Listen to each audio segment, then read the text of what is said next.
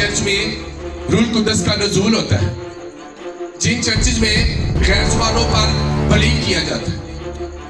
मैं उस दिन भी अपने चर्च को ये बात सिखा रहा था कि अगर मैं आपको कहूँ कि मैंने आपको 5,000 रुपये सेंड कर दिए, तो आपके पास एक SMS आता है और आपको पता लग जाता है कि मैंने आपको पैसे सेंड कर दिए। कितने को समझ आ रही है? अगर आप कहते हैं जी मेरे अंदर रूह काम करता है, तो मैं आपसे पूछूंगा इसका साइन क्या, इसका निशान क्या है? तो आप कह सकते हैं जी मैं रूह से पढ़ रहा हूं, मैं चर्च जाता हूं। लेकिन जब रूह कुदस का नुज़ूल हुआ तो खुदा ने वहां एक साइन दिया, एक निशान दिया था, लिखा वो सब रूह कुदस से भर गए और क्या बोलने लगे? क्या निशान दिया ना खुदा ने? वहां यीशु की मां मुकद्दसा मरियम भी शामिल थी।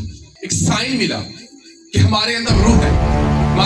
तो जिन चर्चों में अनॉइंटिंग नहीं होती, जिन चर्चों में मसा नहीं होता, आप उन लोगों की जिंदगी पर गौर करें, वो कोई स्पिरिचुअल नहीं है, वो नफरत से भरे हुए लोग हैं, सलाम दुआ लेना पसंद नहीं करते।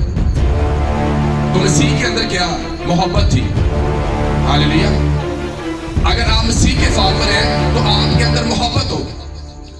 आपके उठने बैठने से पता लगेगा कि आप यीशु के फॉलोअर हैं।